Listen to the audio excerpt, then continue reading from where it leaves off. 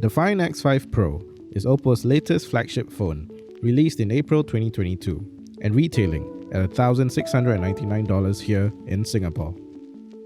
The phone is packaged in a nice grey box. Up on top, there's a small packet with a simple black case, standard documentation, and a SIM ejector pin. Next, we have the phone. This is the glazed black model. The phone also comes in ceramic white. Underneath, you'll witness a rare sight these days in the form of a charging adapter, along with a USB-C charging cable.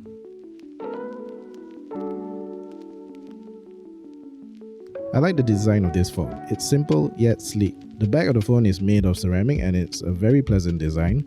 Once again, Oppo has opted to have a smooth sort of blended curved design for the camera bump, which is quite elegant in its own way. Buttons and I/O ports are similar as always. The power button is on the right of the phone with the volume buttons on the left. On the bottom of the phone, there's the dual SIM card slot, USB-C charging port, and a speaker. Like many flagship phones out there, the Find X5 Pro is large and heavy.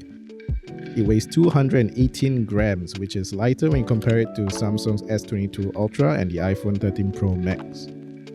A little more about the phone's backplate.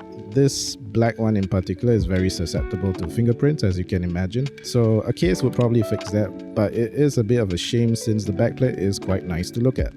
It even showcases the Oppo Hasselblad collaboration on the back. The case that comes with it is a nice inclusion by Oppo, but I do feel that it is quite slippery and does not provide a proper grip. So what's under the hood? The X5 Pro runs on a Snapdragon 8 Gen 1 processor, 12GB of RAM, and has 256GB of internal storage. Do note that there is no option for micro SD storage, and it also has a 5000 mAh battery and supports wireless charging as well. The phone runs on Android 12 using Oppo's ColorOS 12.1.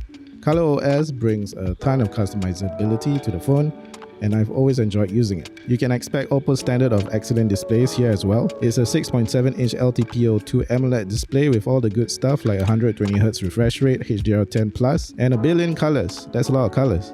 Videos, games, they all look good. Colors are vibrant and crisp. I would say though I would have preferred a flat screen, though that's my personal preference since flat screens tend to be more durable overall.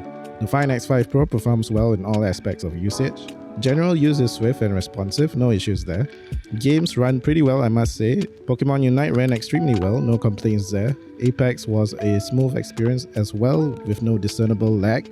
The screen real estate helps when playing Apex Legends since it's a much more control-intensive game compared to other shooters on the mobile platform. Genshin was noticeably a bit slow even on medium settings, but it's a fairly large game so I kind of expected that. But it's definitely playable. The phone does get a little hot, especially if you enable every single setting to increase gaming performance, but the new multi-tier cooling system kind of helps with that, I guess. Now let's talk about the camera, which really is the main topic when you're talking about the Find X5 Pro, most notably due to Oppo's collaboration with Hasselblad. The main thing would be natural color calibration, which brings natural and accurate colors to your images. There are also a couple filters you can use from Hasselblad known as master filters, allowing anyone to produce great looking images. I do prefer Hasselblad's color calibration compared to Oppo's AI color. It just looks much more natural and high quality. I find that the regular Oppo color calibration tends to make things look a bit too contrasty and hyper real, so Hasselblad's color calibration is a very welcome feature on this phone. Finally, there's X-Pen mode, which emulates the classic vintage style panoramic photos from Hasselblad's X-Pen format. The photos are actually pretty cool if you know what you're shooting.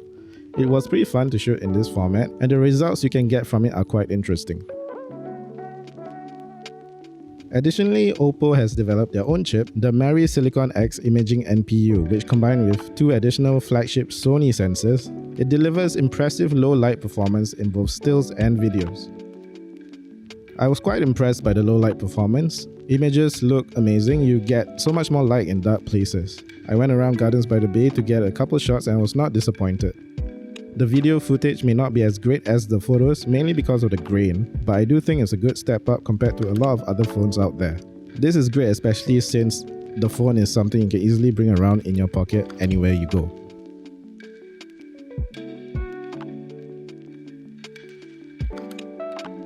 Ultimately, the Find X5 Pro brings all the features you can expect in a flagship phone these days.